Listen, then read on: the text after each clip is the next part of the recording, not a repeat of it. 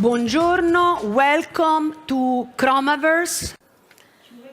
Good morning and welcome to CHROMAVERSE, created by Trendvision Jewellery and focusing in Vicenza Oro, September 2022. To see you so numerous in the audience, and I'm particularly proud to present CHROMAVERSE.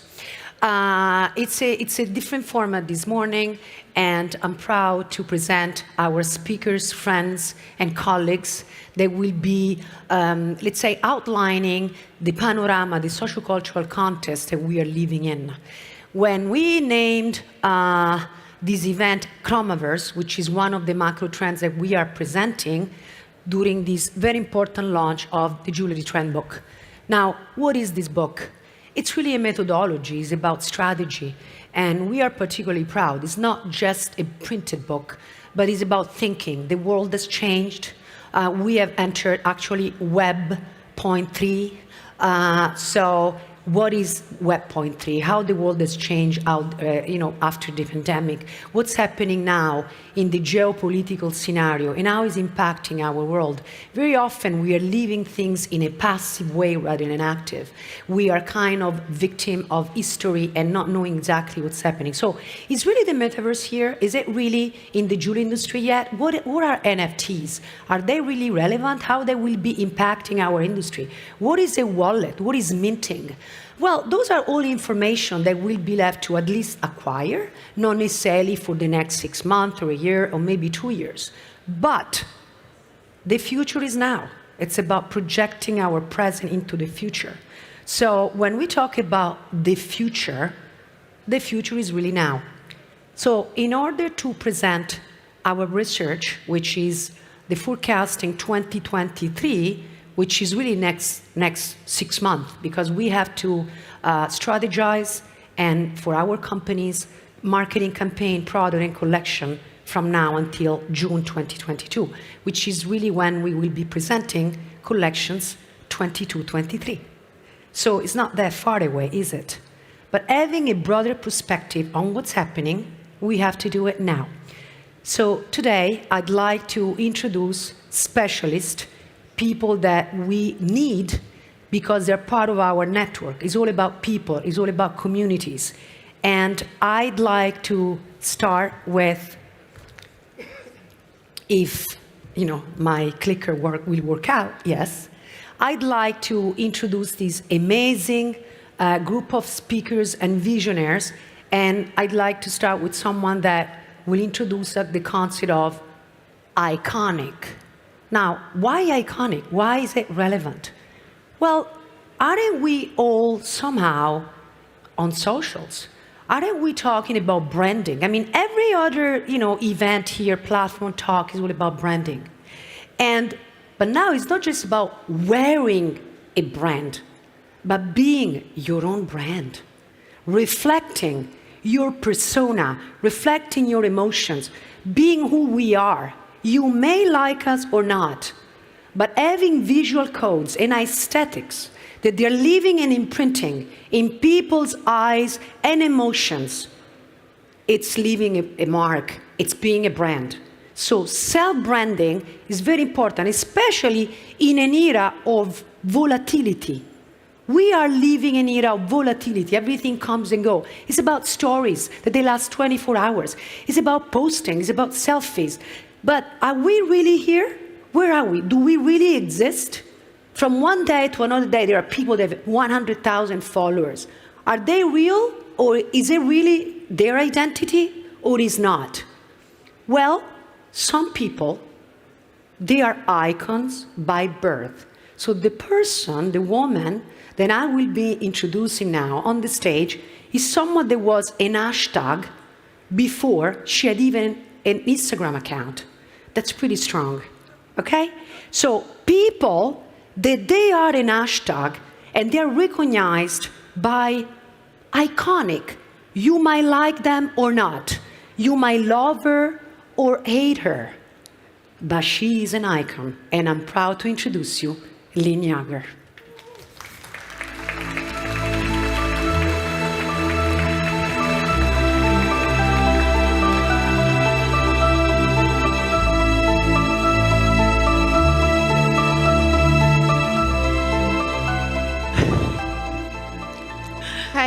Paula. Thank you very much for your kind words.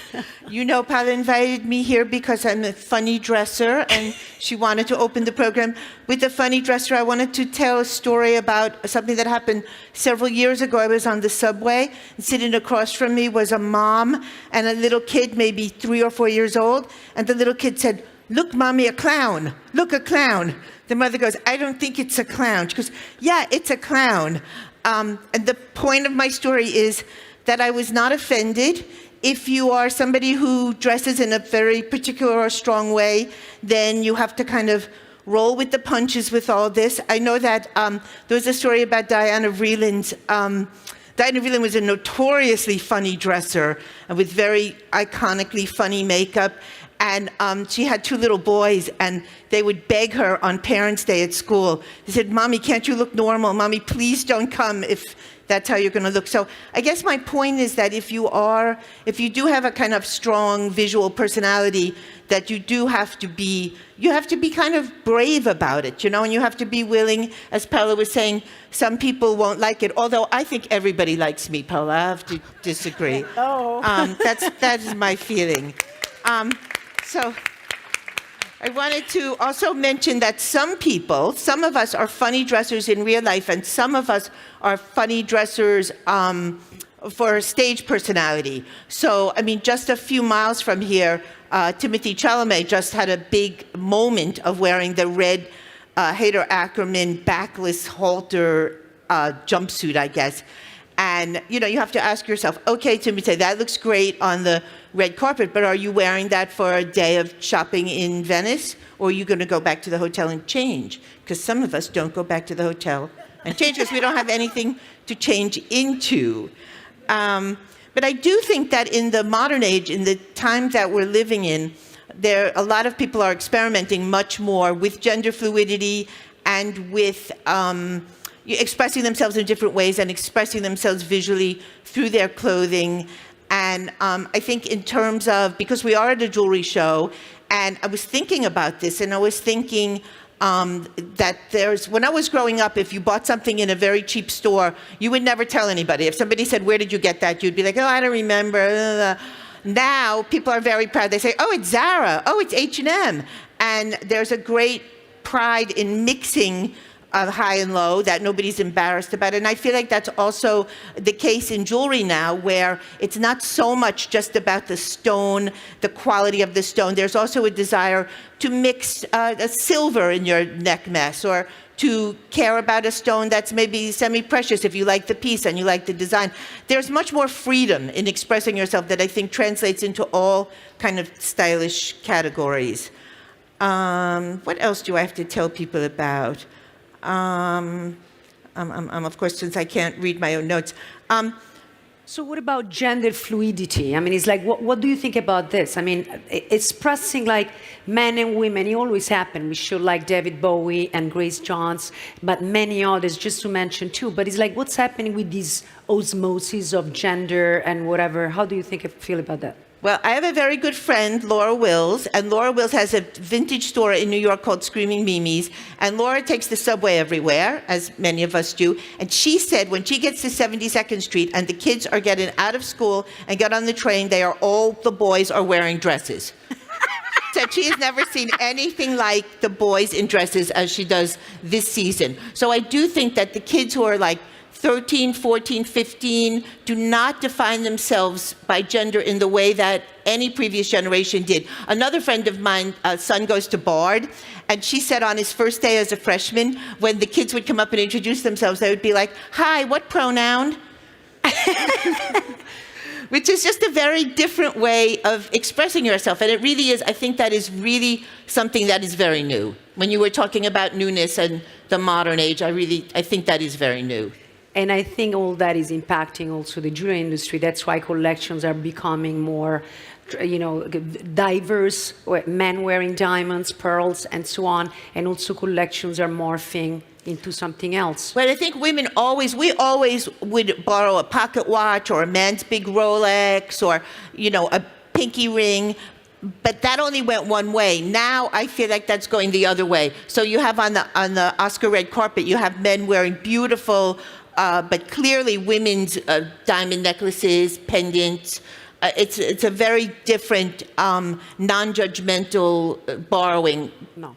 So I don't even think anything now should be marketed to a particular gender, because it just doesn't make any sense. That's the message. The message is everybody should buy everything.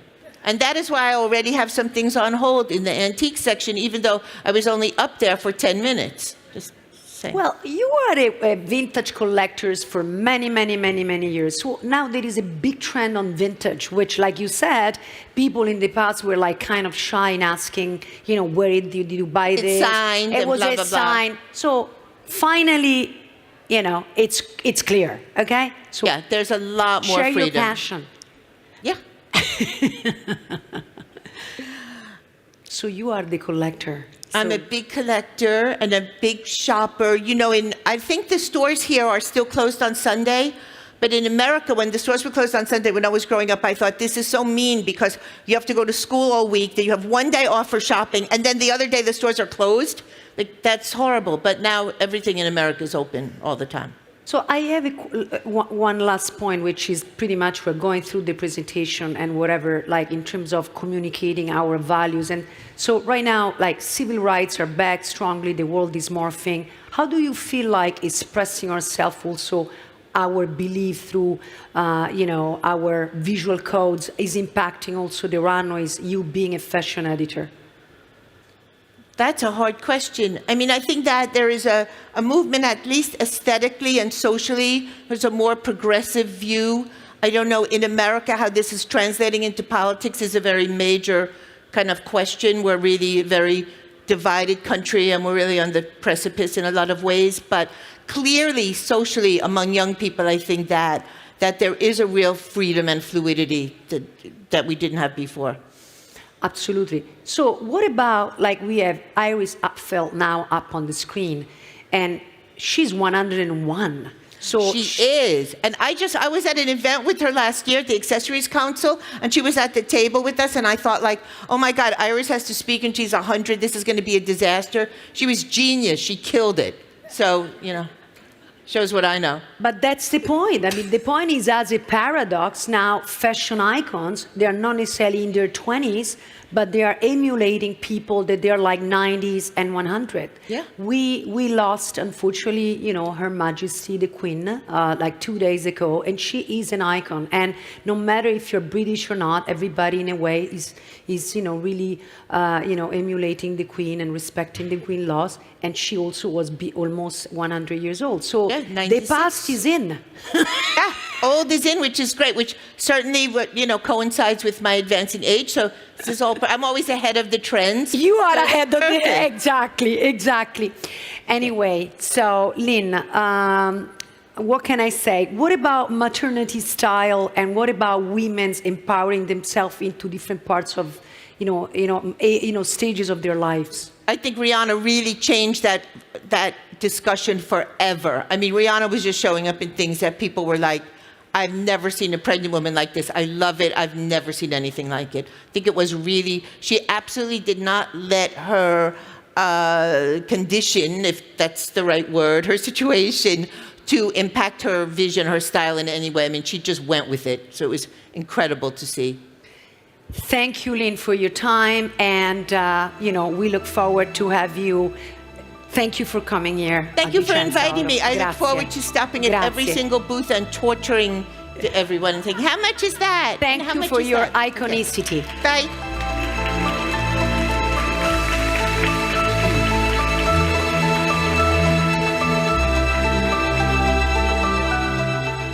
Now, we are going to talk to a very prominent, person in the jewelry industry, a colleague, a role model to me, a friend, someone that is really left and is keep contributing to the jewelry industry with their knowledge, with marketing, but also a strategic vision. Please, Rebecca Forster.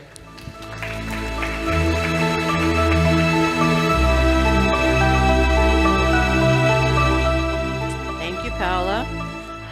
Good morning, everyone. I'm really thrilled to be here. It's hard to believe after 30-plus years in this industry, this is my first Vincenza Fair. So thanks for having me here. It's really an honor. So today we're here to talk about the Gen Z consumer and how their perceptions are changing the diamond and diamond jewelry shopping experience. I think you all know here today that business has become more complex and dynamic than ever before, certainly in my career, with many outside influences that somehow we just can't control, whether it's the stability of the economy, a war, a pandemic. There's always something to worry about. However, these disruptors to our society and culture create trends. And trends, if we explore and study them, are really important because they can help us influence our business and discover new opportunities that we can capitalize on. This is what we'll explore together in our short time here. So, what is the phygital consumer? Sounds like a funny word. It's not someone who can't sit still. It's actually a consumer that moves seamlessly from a physical shopping experience to a digital one. Gen Z, which born in 2001 plus, are true digital natives. They can't remember a time before computers and smartphones. They may see a product in a store, and by the time they get home, somehow it's showing up on their Instagram feed, thanks to geolocation. It's a true phygital experience, and this consumer especially expects to move seamlessly between the online and physical world. It's a holistic experience that requires brands to consider what their omni-channel experience is and how they're involving the modern consumer. There are so many different ways to make a purchase, both online and offline, and ease of purchase and convenience is a quick win for modern brands today. So, let's talk a little bit about luxury. Each definition defines luxury differently, and it keeps evolving. So for boomers, luxury equaled formality. I remember my parents and my grandparents, luxury was having good silver, fine china, a plastic living room that you couldn't sit in, and jewelry was worn only for special occasions. For millennials, luxury equals well-being. A more casual in style luxury is meant to be used to envelop the user in a sense of comfort and care. Fine tableware should now go into the dishwasher, and ornate styles and prints give way to solid colors and fine lines, and of course, jewelry now needs to be wearable. For these generations, there's clearly a strong connection between luxury and status. But that changes with Gen Z, because Gen Z is looking at luxury to define their own unique style. Brands to them are more than just their logo and brand name to be worn as a status symbol. Gen Z shoppers are looking for unique items that set them apart. The difference between past generations and the modern shopper is a shift in mindset. Gen Z is not inspired by what the brand is saying. They shape their perceptions of a brand through different touch points and their interaction with a brand. If they find something distinctly unique that shows they are different, they're willing to pay for it. So this presents a new challenge for designers to design new and relevant designs, and retailers to curate collections that appeal to a much broader audience, an audience that has a strong connection to luxury that is defined as status as well as unique style. Gen Z consumers want to be themselves, not fit in to a certain crowd or be labeled. They want to express themselves in a way that reflects how they feel. And we all certainly know that the right jewelry can make everyone feel very special and unique. Media. Media consumption is definitely very different for this phygital consumer. for boomers and Gen X, television was king, and perhaps with some print fashion magazines that also played an important role. When somebody saw something on television that they liked, they went into a store and they bought it. Gen Z consumers are likely to learn about a brand through unique social challenges and influencers on those channels, with experts and influencers broadcasting their point of view on experience and brands alike. There's a new touch point for brands to interact with consumers.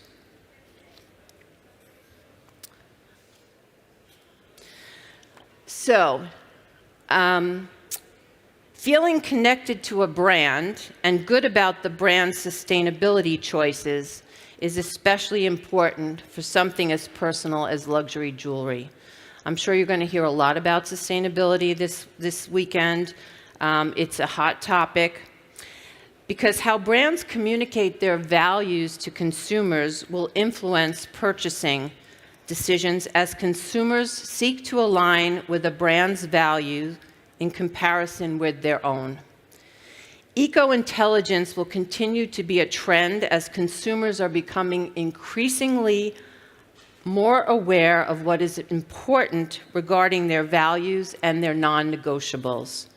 There is a new type of values-driven shopping that occurs where consumers seek that alignment with a brand's values in comparison with their own. The other feel-good aspect to luxury is knowing that it is sustainable. Gen Z consumers are especially concerned about climate issues today and insist that their products that they buy are sustainable. Research that's been conducted by Platinum Guild International actually shows that 45% of consumers aged 18 to 39 ask their jewelers, how is this piece made? Where and how were these materials sourced? And what's the quality and durability of this piece of jewelry? Also, fair labor practices and human rights will certainly sway a purchase decision. Sustainability also includes resale, or what we now call the circular economy. The secondary market is rocketing. I think this year it's 44% above last year, and this growth is thanks really to the millennials and Gen Z. Shoppers are seeking the economic, environmental, and emotional value of resale. Through resale, consumers are becoming increasingly savvy. They're exploring new areas of investments, and they're engaging with circularity more than ever before. For jewelers, consignment offers a tremendous selling opportunity, and as you know, and you'll probably see here, demand for vintage jewelry is way up. So this leads me to talk about an important subject very near and dear to my heart as a natural diamond girl since the beginning of my career in the jewelry industry. I want to spend a few minutes just talking a little bit about lab-grown diamonds versus natural diamonds. I'm not sure that you're aware, but today, 1 in 4 diamond engagement rings are lab-grown, a real disruptive force in the traditional jewelry market. Lab-grown companies have seized the ethical and environmental narrative, but as technology advances, their costs will come down, while natural diamonds keep the edge on retained value and resale. Mined diamonds, in my opinion, need to up their storytelling about the journey of that diamond to illustrate all the good that diamonds do around the globe and how they are also sustainable. Consumers today have choices, and choices are important, but it makes storytelling around inherent value, sustainability, global concern, and values all that more important. Product categories such as lab-grown and natural competing for the same consumer need to better educate and communicate relevance for this Gen Z customer. While the natural diamond industry now fears the loss of cultural relevance, the lab-grown industry fears losing economic relevance. For now, lab is really much more an American thing. We see it in our market, and it's growing all the time. In most countries, it's still viewed as not being the same thing as a natural mined diamond. But the diamond industry as a whole has a lot to deal with. There's a need to improve relevance in the eyes of the consumer, whether lab or natural, and both need to ensure that they're acting ethically and sustainably. Growing competition between the two is forcing them to up their game, and each needs their own story, their own value equation, and to define their uniqueness. Thank you, Rebecca. Thank you very Thank much you. for your amazing contribution. We are honored to have you. Thank you. Pleasure. Thank you.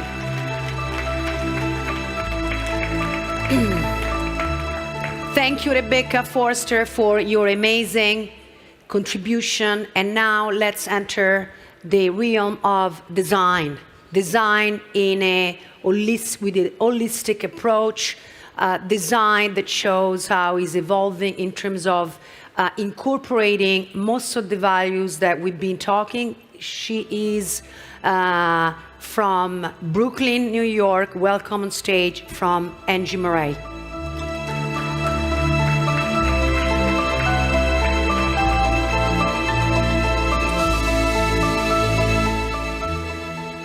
Angie, thank you. Thank you for making it on stage. I know for you that's a lot, because usually you are working in silence with music, with pictures and images and drawing and gemstones, etc. And now you're like, oh my God, there is all these people. But you are. That's it. So tell us about, you from New York streets, holistic. Tell us about your work. So I grew up in New York. No audio. No, there is not, for some reason, Angie's microphone is not working. Thank you. Thank you very much. We're live. It's part of the beauty. This is not fake. We rehearse, but, sometimes technology fails. Can you talk? Let's hear. Yeah. Can you, yes? No. Yeah. No. No. Can I have some, thank you guys. Yeah. I mean, thank you, darling. Hello. Okay, All that's right. much better. Thank you. Okay, sorry, I'm a little bit nervous. So I grew up in New York, born and raised in New York.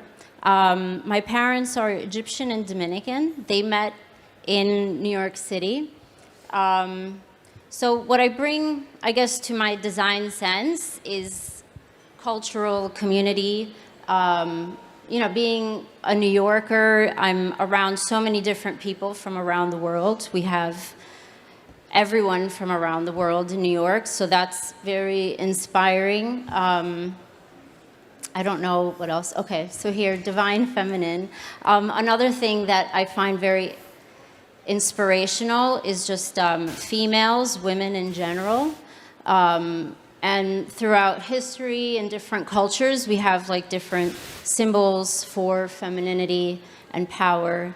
So all of these things inspire me. From Egypt to the Caribbean, here we have ancient Greek goddesses. Grace Jones was a huge influence on my work, as well as I grew up wanting to be a comic book artist, so this is another thing that I find very interesting, X-Men and comics as well. So do you remember when I asked you, I said, would you talk about your work, because you are reflecting so much, contemporary, actual time, modern time, which includes mythology, history, gaming, multi-ethnic. You didn't even think about it. I was like, oh, it's true, I'm Egyptian and, from my father, and Dominican, and I like pharaohs, and I like gaming, and and then I decided to go, oh, you're right. So you were not even thinking of how much you are reflecting, your, modern time. So this is pretty amazing, including empowering women, which is part of actual civil rights that we are facing again in a different way, and somehow you're making jewelry that are empowering. I think as a designer, this is what we do, and maybe we do it unconsciously, is receive information from the world around us, the cities we live in, our friends, the food we eat, the music that we listen to, and translate that into something visual that we can understand, we can wear with jewelry, and it becomes part of us. It becomes part of our story. I don't really think about my background being that interesting because it was my life, but I guess it is interesting because I had, very diverse cultural backgrounds, with my parents being Dominican, Egyptian, but also being a New Yorker, being American, even though maybe I don't look like all American. But all of these things, I think, as a designer, it's our job to translate it into a visual language. And that includes spirituality, that for you it's seamless. So for you, it's not about religion, even though you have, you grew up with two different types of religions, but then for you, spirituality, it's borderless. I mean, it's like, that's what it is. Yeah, especially with jewelry. Many of us started wearing jewelry as a form of religious protection or spiritual protection. So with my work, and I think a lot of other designers too, it becomes like a sacred ritual for us, a sacred practice. How do we involve those symbols as something wearable, something tangible? So for me, jewelry is it's a talisman. Like, we wear it for protection, we wear it to feel good. We have specific gemstones that we wear that have like a different energy or healing property. So for me, it's all related. I also studied Reiki healing energy, so I'm starting to see this trend now where people are going back to our roots, going back to ancient practices, and rediscovering energy and energy healing. So I think that's very interesting, but I incorporate that into the work as well, and I'm seeing more people doing that.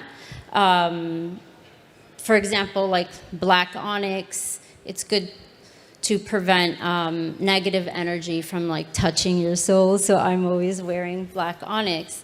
But I'm seeing a little bit more of this, like just going back to the ancient roots and bringing some more meaning and relevancy to the pieces. So it's not just an object, but it becomes like, an extension of you, a form of protection. So when you go out there into this world, you put your beautiful jewelry on and you feel more powerful. So those are like your, let's say your visual language and symbology, but at the same time, they are ancient symbols that and there is not a coincidence that mythology and myth, they're very strong among Gen Z. So tell us about how you pick your mythology. I think it picks me. That's interesting. That's interesting. Oh, awesome. That's another designer here, Alessio Boschi. Oh, hi. Nice Alessio to meet Boschi, you. yes. I have to come visit you later. But yeah, I think for me, I guess, and I think a lot of other designers, the symbols come to us subconsciously. So I have a natural love for serpents. They're very sexual and beautiful, and they just wrap around you like jewelry. But there's a symbolic meaning of health, medicine, fertility. So all of these things, I think, are important at any point in our lives.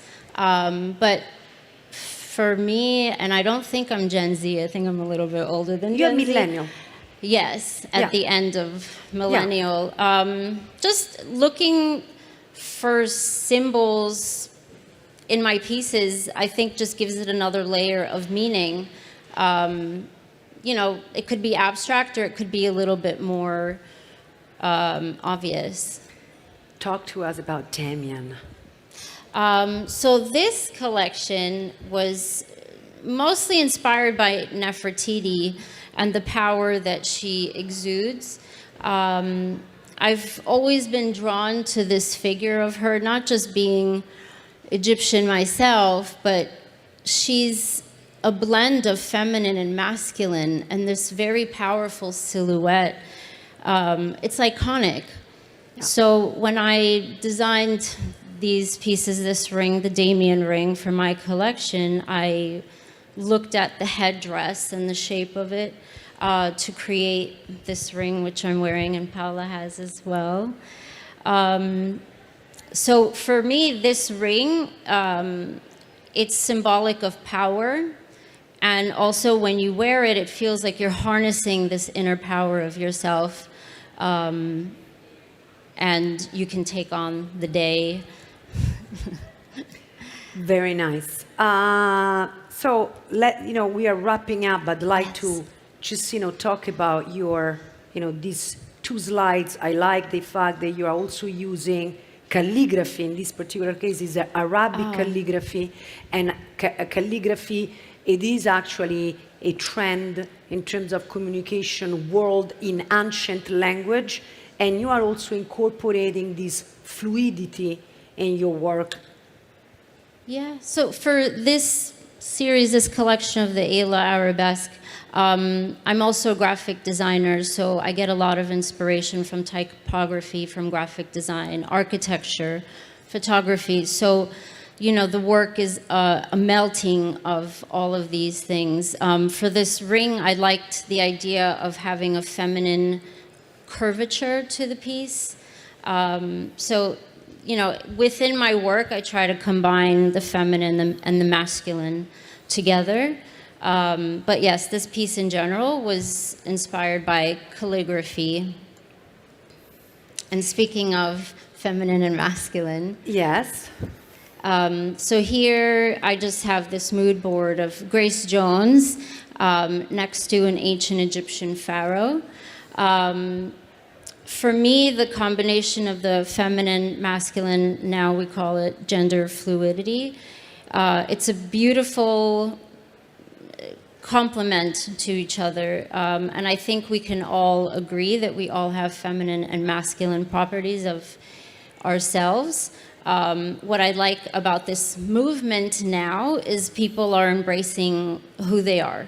They're more comfortable in their own skin, and men have been wearing skirts and dresses for a long time. Centuries, millenniums. And I think it's interesting now that people are feeling more free to just be who they want to be and not let the social constructs of you have to wear pants because you're a man, or the same, we've gone through this before where women were not allowed to wear pants. No.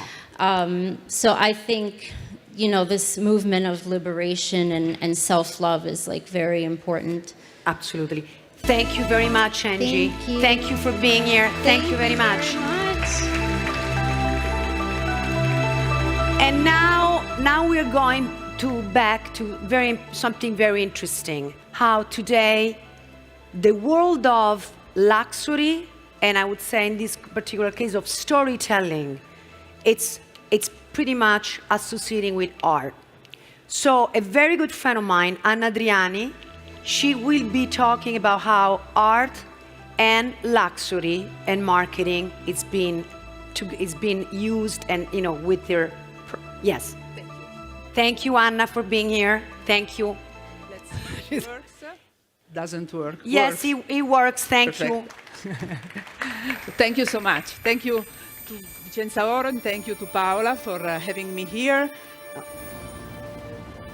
This is a brief video about Fondaco dei Tedeschi. That's the place where I work now.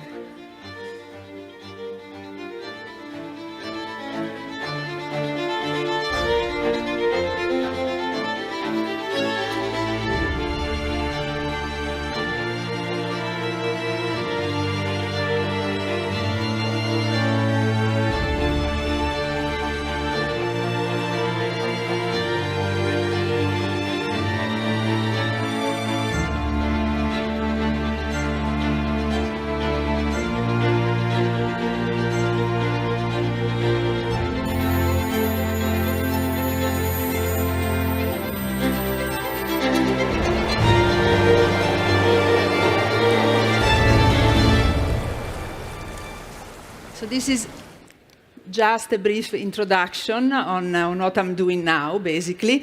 I come from a previous experience, again in marketing and communication for Illy Caffè, the coffee company, maybe you know it.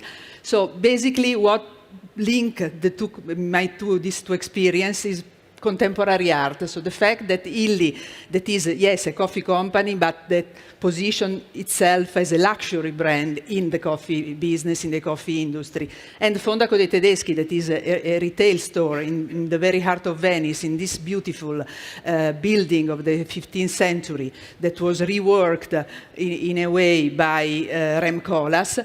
Both the experiences work on the concept of contemporary art, bringing value. So what I want to do with this brief story that I want to present to you today is to give you three takes that are the fact that art is really, contemporary art is really syntonic, is really close to the luxury business, that can bring value to it, and the way to do it, at least in my opinion, to bring this value on board.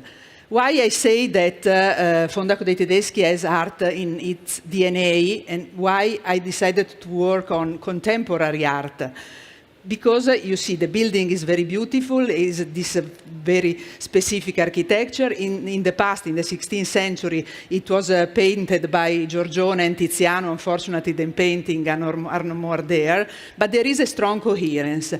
Why contemporary art and not art in general? Because through contemporary art, you can deal with the artists, you can set up projects that are strictly linked to what you do, even given the artists, of course, the freedom of doing what they want. You can have specific in situ installations and work on them. Let's think about what Illy did and is doing with the cups made by artists. It's not a way to put art, let's say a piece of Picasso on a cup. No, you work with Marina Abramovic, you work with Michelangelo Pistoletto and ask them to do something specific for that cup. And so you create a unique piece of art that can be sold at a decent price and give a piece of art to anybody to remember your company, your brand, and what you do.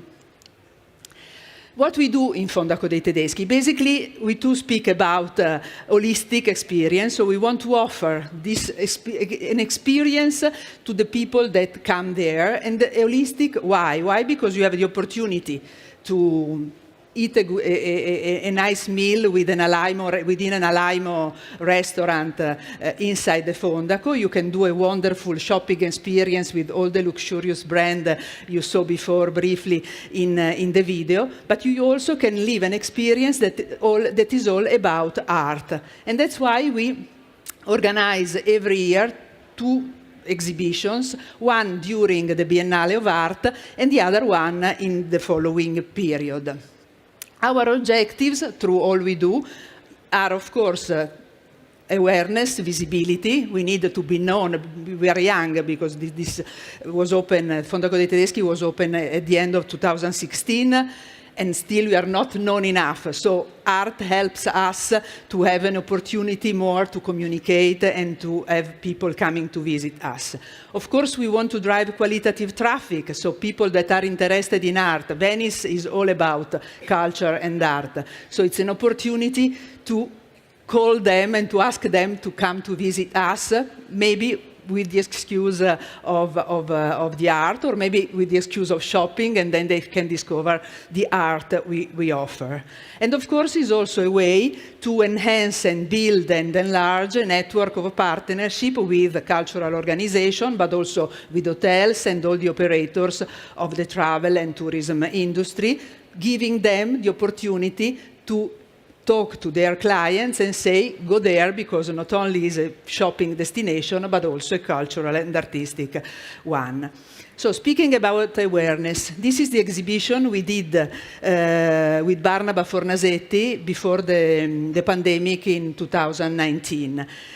we want, you may understand from these images, that we want to put art and mix it inside the space of sale. So we don't use just a separate space, even if we have it, because the fourth floor of Fondaco is all about art and culture, but we want art to percolate all the building and mixing with the shopping experience. Awareness. Barnaba Fornasetti is a quite famous artist and designer, and we had the opportunity to open the exhibition during the days of the opening of the Biennale of Art. So the artsy crowd that was already in Venice came also to our opening, and we have the opportunity also to call the journalists to be there with us. But Barnaba Fornasetti is also a DJ, he likes a lot of music. So for instance, when we did the finissage, or let's call it the ending of the exhibition, he came and we had a wonderful party with him at the console, guiding the dancing with his music. And again, it was an opportunity to communicate, to create awareness online, offline of this exhibition. This was in 2021, Martin Bass, a German designer and artist. Why I put the word experience here? Experience is, of course, a mantra for marketing, not only in the retail business, but almost everywhere. So adding art to what you do, if there is coherence in what you do, is a way to offer the opportunity of an experience. For instance, this piece of art was exactly on the head of the people that was sitting downstairs at the coffee bar handled by Alaimo. People sitting there and sipping a coffee had the opportunity to see these curtains open and close with different rhythm and energy, showing different details of the store. And it was a way for us. The title of the piece was What's Next? It was just after the pandemic, a way to say when the curtain is going to open, what were we going to see? So what's next in this era? So again, a way to let people live an experience very linked to the esprit of town. Values. This is the exhibition we are, it's on now. Beautiful pictures done by Leila Laoui, that is a French-Moroccan artist that unfortunately passed away when she was 33 years old during an ISIS attack in Burkina Faso. She was doing an amazing job that was really social, also a social one. Because she was, for instance, in this art piece, she took pictures of different Moroccan people and tribes around, going around for the country, putting this black piece of, come si dice tela? Fabric. Fabric, thank you. Canvas, yes. I'm sorry, my English is much worse of the other people that talked before. So I'm doing my best. and ask these people from Morocco to stay there and look in the camera dressed in their traditional dresses. And it was a way to pay homage to these people and offer them the opportunity to be proud of what they were and what they did.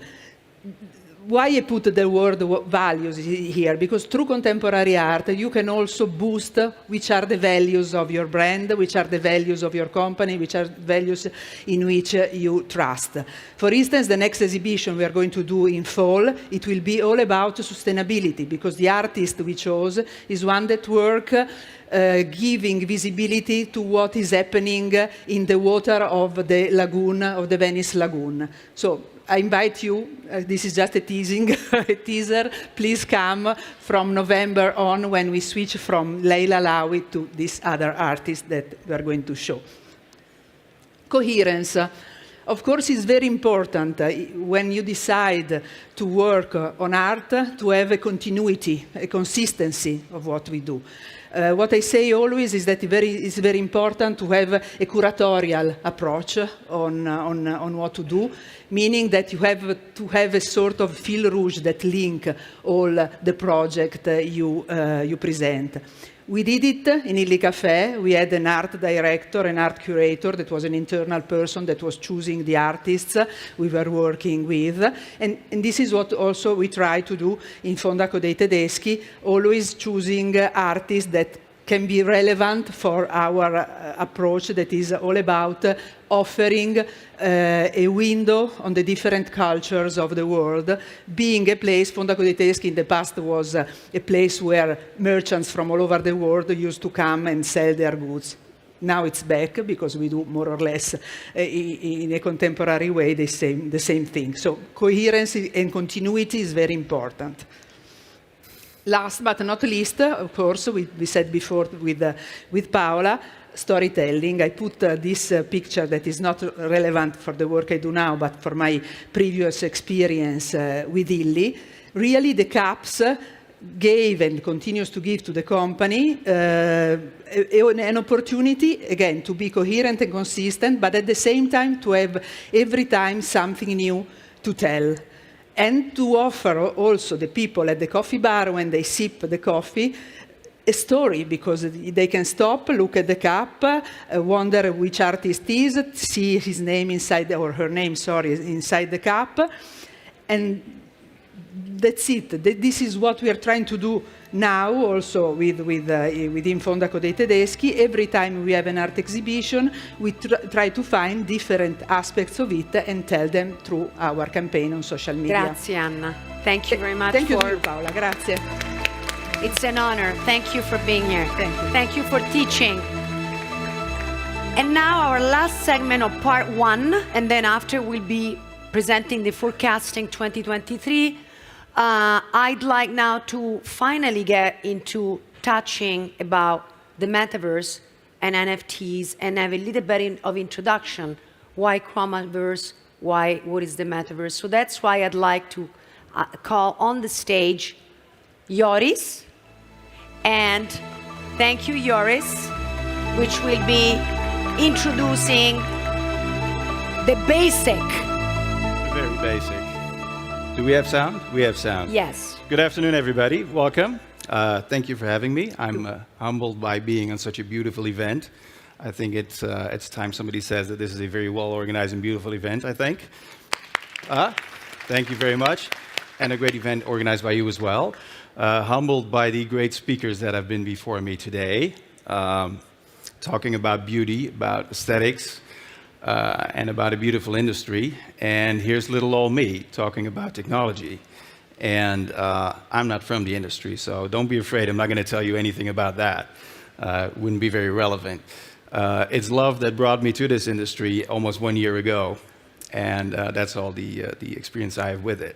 What I have experience with is tech companies. What I do is I build tech companies.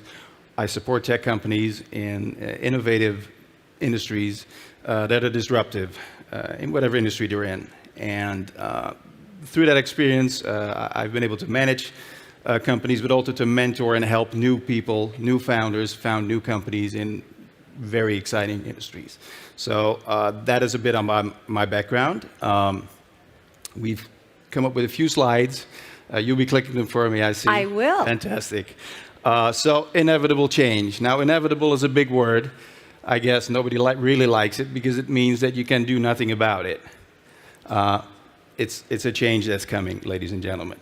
But it's not a change that is going to be good or bad. It's just a change that's always been happening. It's evolution. And at this time, we're talking about technology, but not only technology, also trends, and a lot of stuff that is a lot of weird names, metaverses, Web3, what have you not, blockchain. And we'll be going into these subjects very briefly so that you don't get too bored today. But I'll ask you questions. Yeah. Oh, you will ask questions? Okay. Well, at least I won't be bored then. We look forward to have, please. Very good. Next slide, please. Okay. Web3. I can talk about Web3, but I cannot do that without talking about Web 1 and 2. Web 1 and 2. 1 is very simple. It was the beginning of the internet. Excuse me. You do know about the internet, right? Okay, good. So that saves me a lot of time. Web 1 was the beginning of the internet. So let's say it worked like a book. but it was online, right? You can see, but there was no interaction possible or anything. Then came the transition to Web 2, where you could actually have interaction with the whoever's authoring that book or that website, and you could have some interactions with them. We are now not on the verge of Web3, we're in Web3 already, because there's communication between everybody, and it's also peer-to-peer. That means that there's no more interference of third parties. You can use the internet to connect directly with other people, like with social media apps, DMing and everything. So that's a bit of background on the 3 web types. Now, digital collectibles, wallets, all came with Web3. And specifically with the invention or the creation of blockchain that made the birth of Bitcoin. I know lately Bitcoin, crypto, and everything have a bit of a bad rep. Market collapsed. But the way I see this is these are growing pains, right? This is a child, and it's growing, and it's going to puberty, and it makes a few mistakes. That's what happens. The wallets, digital collectibles, all are connected through blockchain. The cool thing about it is that the blockchain is a ledger. It's a way of, it's almost an accounting system, also boring, but it's in the end, it's going to be probably what we all use, even when we buy a house, right? There's a lot of people that are going to be running out of a job, especially notaries and people like that, because this technology is going to be taking over. It might not be there yet, but it will be there soon. And when it comes to relevance to your industry, there's a growing demand for sustainability and being able to prove that your stones, your gems, have been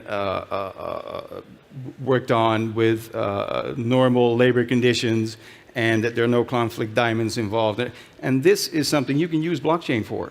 You can create a digital passport for your stones, for your gems, and for your jewelry.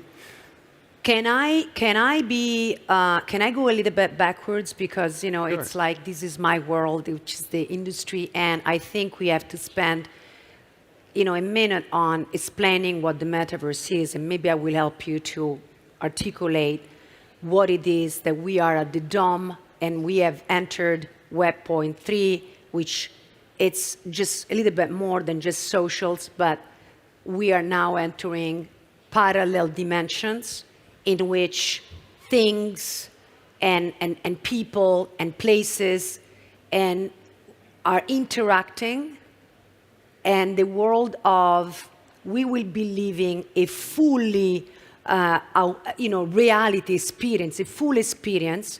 And from Goldman and Sachs to all the big titan in technology, they are foreseeing that from now until the next 10 years, we'll be living seamlessly this world of what is called Metaverse.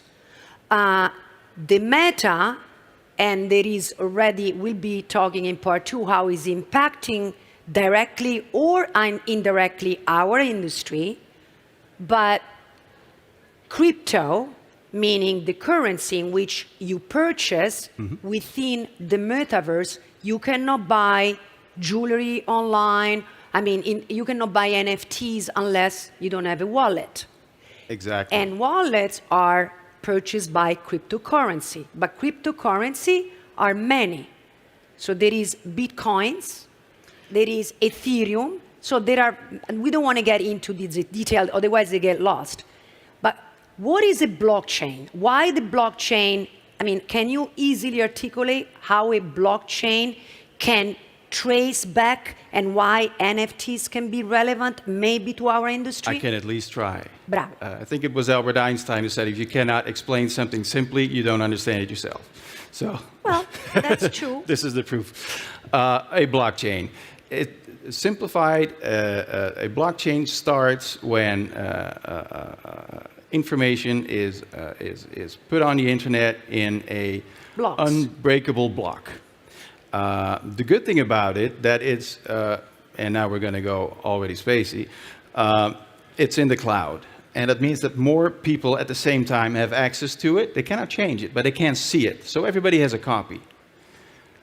The good thing about that is that you cannot change anything to it without everybody seeing it then. So it's impossible to do that. That's what makes it safe. So every new bit of information gets built upon that previous block.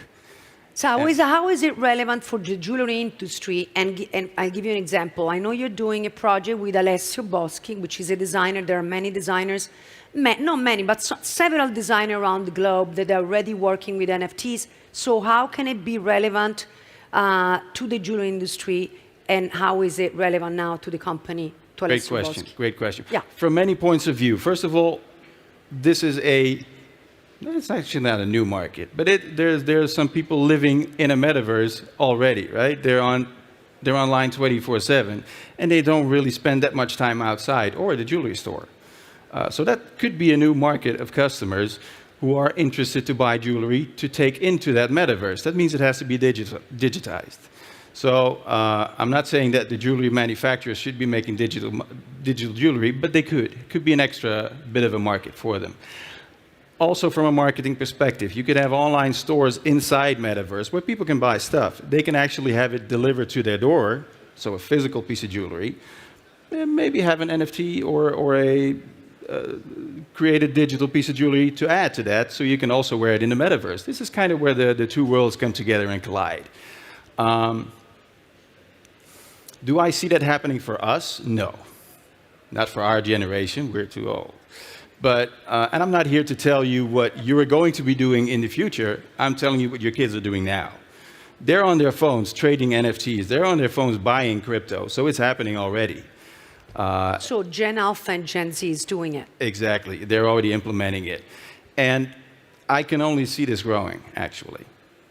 Does that answer your question? Yes, Joris. Thank you very much You're for welcome. Thank your you. segment and for enlightening us on the metaverse for the short time being. Thank you for very having much. me. Grazie. Thank you.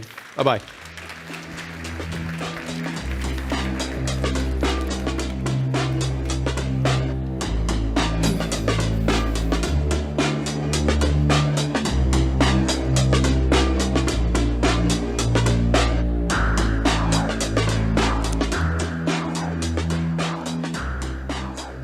Now we are entering part 2 of CHROMAVERSE, and we'll be introducing the forecast of season 2023. We'll be having a short overview of what we are presenting on the Trendbook.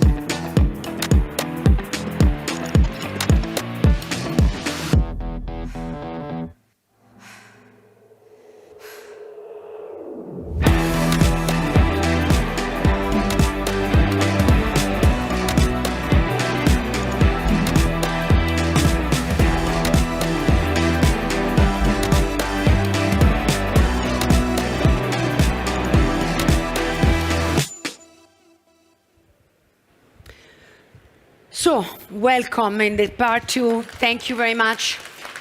And what I'll try to do here in a short time, I'd like to introduce you to the forecast and why CHROMAVERSE. CHROMAVERSE is really the hybridation of two names. One is chromo, like meaning color, and the universe. So it's a hype for sure to talk about the metaverse. I actually am very, very much excited about it because we have entered a new era. And the new era is when we started having, smartphones, and we are at the beginning of something that will change our life. Now, do you remember when Facebook came in? We didn't know what it was. We didn't know how to use it. We still don't. Some people don't know how to use it.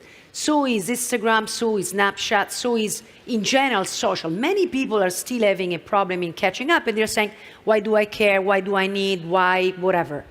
And I respect that, and actually it is a macro trend not to care for some people about digitalism, because some people refuse digital age. And it doesn't matter how old they are.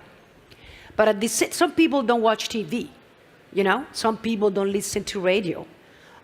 Some people buy, steal CDs. So it's a choice.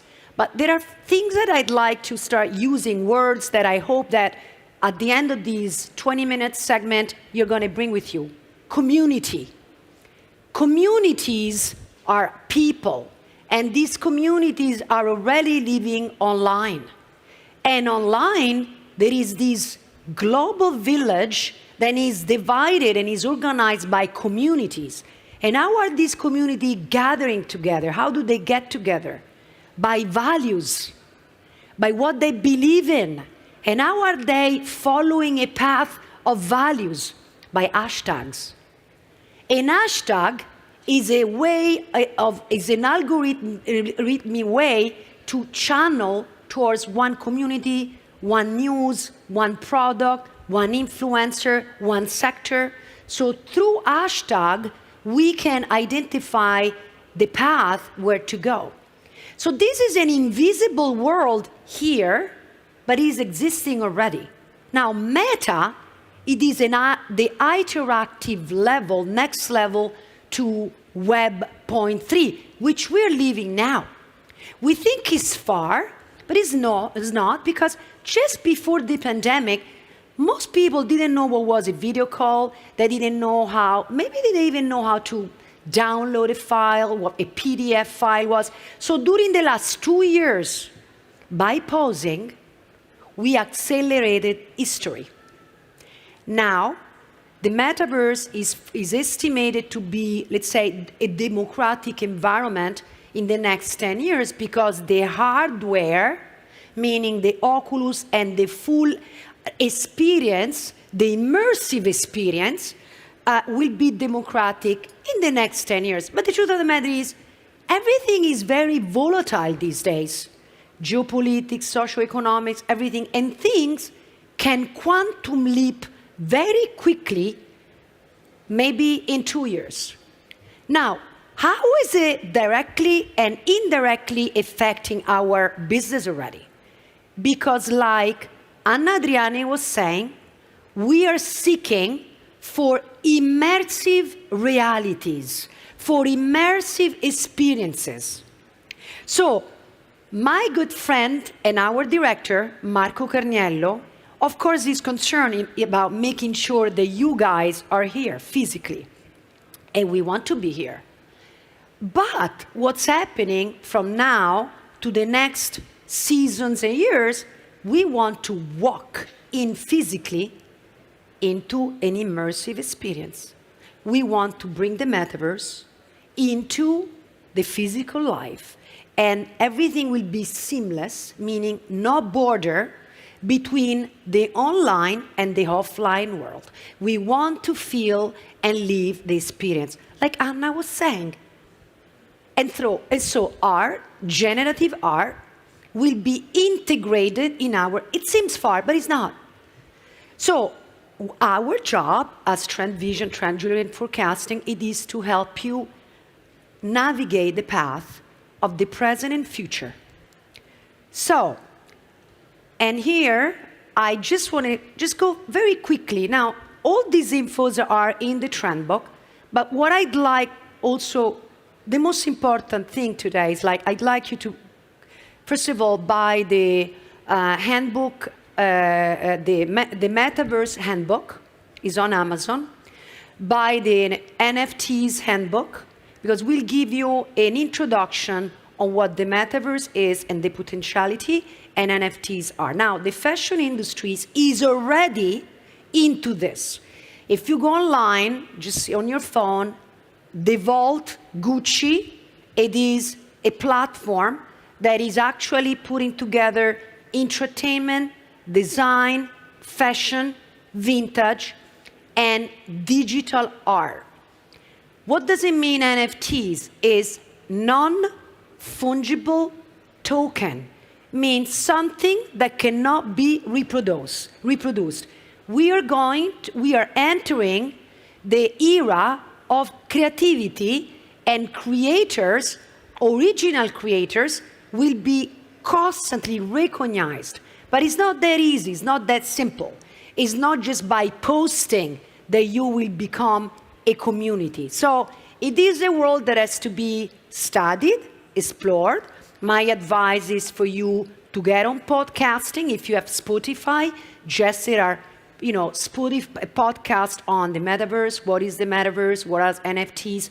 And all this information that will enable you and empower you as a company from for a strategy perspective, for a marketing perspective, as a creative perspective. Now, but who are really the native of this? Of course, Gen Z and Alpha, okay? Actually, they're not here. Gen Z and Alpha, but also, I'm sorry, I was confused with my other slide that it was there, but this is very similar. So the natives are Gen Z, which are in their 20s, but also the Gen Alpha, the 13 to the 18, which is not that far. Because these people are buying jewelry already. The 18 years old, the 15 years old are buying jewelry. And the Gen Z are buying jewelry. And guess what? The millennials, which are from 28 to early 40s, they're blurring with these people. Now, again, let's not get linked on the naming that we are using technically, but at the end of the day, ultimately, is your consumers. So, this is something that I'd like to talk about when we introduce the concept of trends as Trendvision. For us, it's relevant to know that enamel can be in or out, then colored and new galvanic are bringing new finishes to the metal, then synthetic material and lab-grown are relevant. But what is very important for us, and for me in particular, do you know who's your customer? Can you identify your customer? That is relevant for us. And because if you don't know who's your customer in terms of age, psychographic, therefore which community they follow, which hashtag, which language, which department stores, which jewelry they will buy, you might have the product at the wrong time. So it's not a matter of should I do oops or should I do cocktail rings? Should I do mix matching or should I do chain? The question is, who's my customer? And my customer is based on demographic, psychographic, geographic market, because it is true that Gen Z and the natives are online and values are blurring. But what a Chinese customer might buy, it might not be bought by American customers or European. And within the European community, the Northern European are very different from the Southern Europeans. So understanding our customer is very important for product, communication, and ultimately really understanding who we have in front of us to empower our decision. So CHROMAVERSE, in this season, we have seen an explosion of color, a euphoria of color. Enamel is back strongly. Gemstones, semi-precious, but explosion of contrasting colors. So colors, definitely, it is being impacted by the meta, but also gaming. The world of gaming that we might not, it's like, who cares about gaming? Go to PlayStation, go to gaming has created the basic from Metaverse. So for those, the nerd and people like me that they are interested in understanding how things start, gaming is a world that created communities, millions of communities online. They are generating economies, okay? There are people that they are online playing with people in Bali while they are in New York. And they are becoming friends. And these people are doing and these people are buying on the meta already. And they're entering into the NFTs world that you might care. Do I care today about the NFTs world? You might need to just take a look, because otherwise it might be like having an account on Instagram that maybe 5 years ago or 10 years ago, starting it and not caring it meant that maybe by now you could have had a relevant community for your brand, or maybe not. So let's go very quick on this concept of, so CHROMAVERSE is really, this is what's happening in design. Like my friend Angie was saying, designers are picked and they are sponges of newness, of things, of emerging phenomena.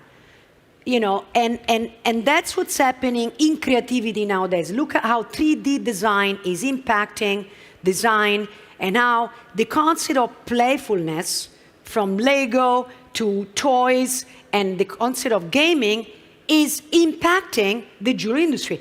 We might not be aware of why it's happening, but this humorous sense, this sense of playfulness is very much embedded into the youth or utopia of the world. Not necessarily being young technically, but young in the way you are approaching life.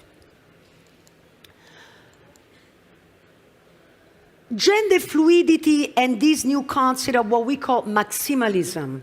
Maximalism is really like minimalism is shifting into what we have defined maximalism.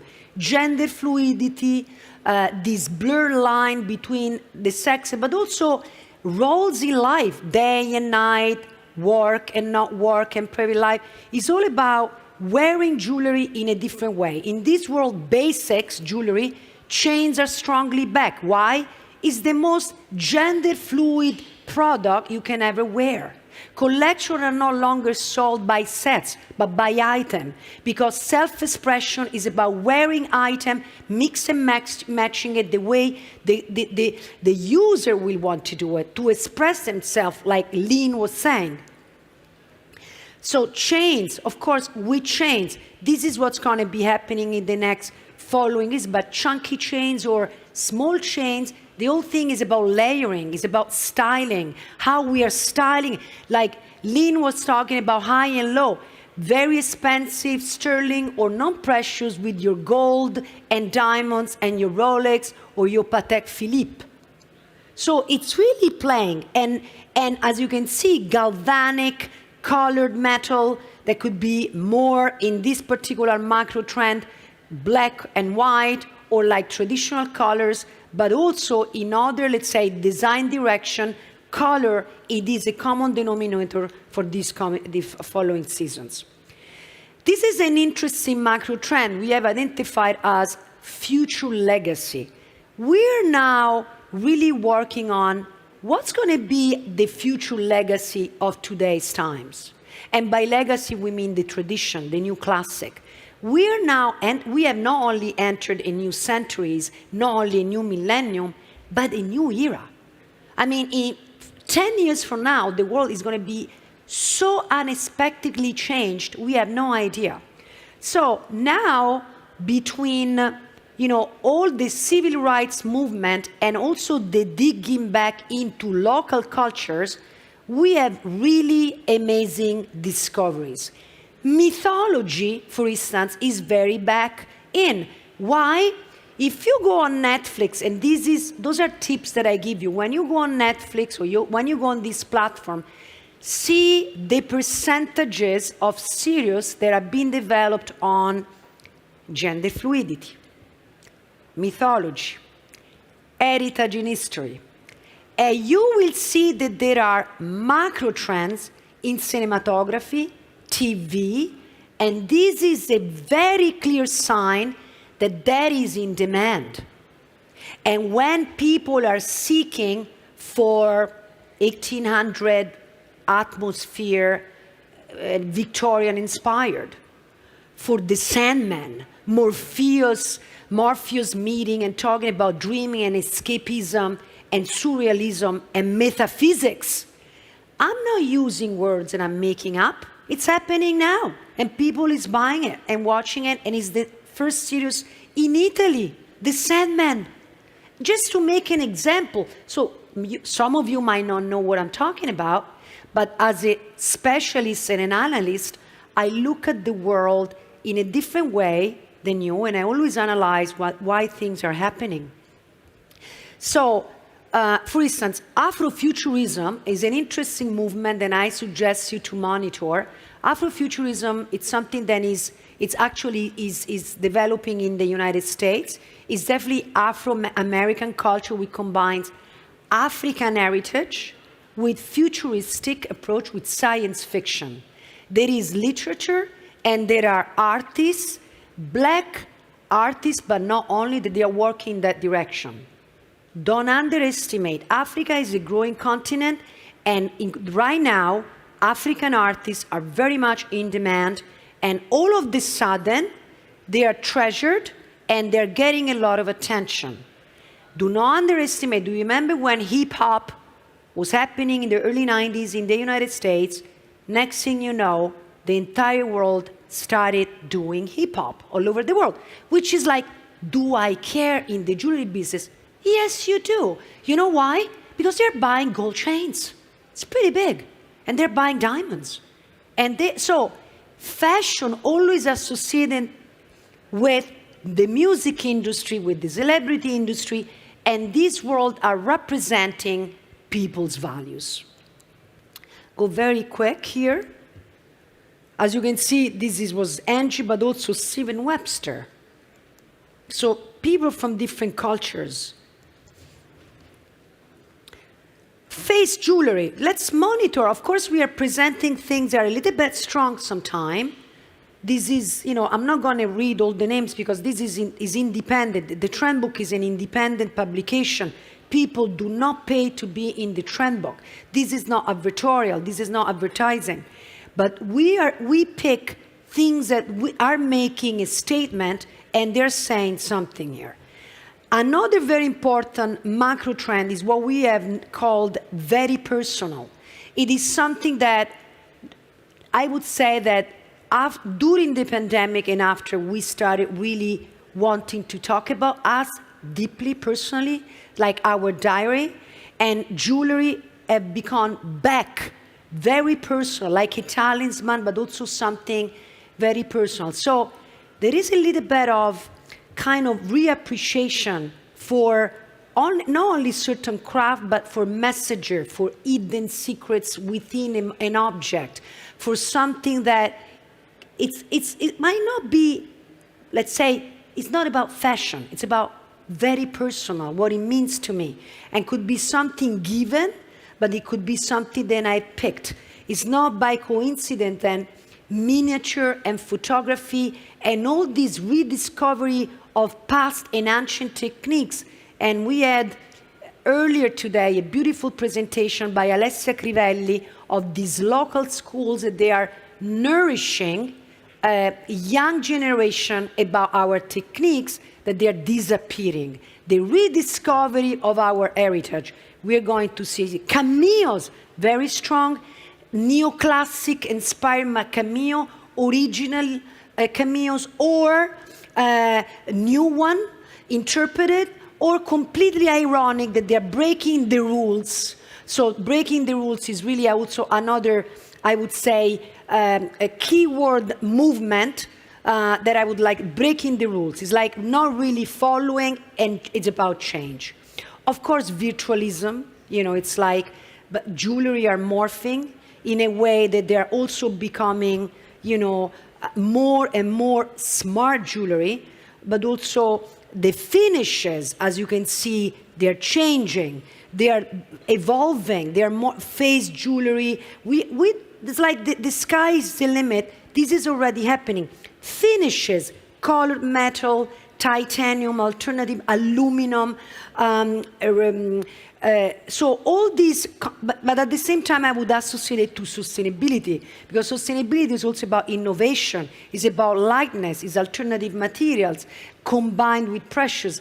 Sustainability is not only recycling, it's not only ethical because we want to trace back the chain of origins, but it's many other things. It's about sustaining the local economy, it's about circular economy, it's about supporting school and teaching, it's about empowering communities, women and minorities, is many of the things that we have to embrace all together. Metamorphing, it is our nature taken to the next level, and nature, it is also synthetics, organic materials combined.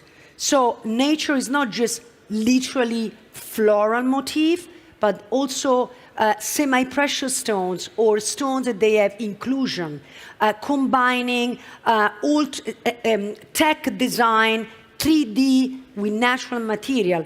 So metamorphing in nature is continuing to be very strong, but companies and designers are pushing it to the next level. The effects are very important. As you can see, innovation is bringing new effects, new texture, simulating nature. So we just trigger you with what's going to happen through the antennas and the creative that they're already doing it. So as you can see, the use of natural material incorporated with design, they are becoming almost kind of something that it's a deco to the next level. And this is the last slide today, which is the timeline of what has been happening from 1921 to the forecast of the 24, how things are really evolving. So if you will be interested to get, your copy of the book, which again, it's a methodology. The beauty of this book is not the book. It's when you open it. I wish that I had a augmented reality cloud here to show you the beauty and the knowledge that we can get from research, strategy, and innovation. Thank you very much for being here today.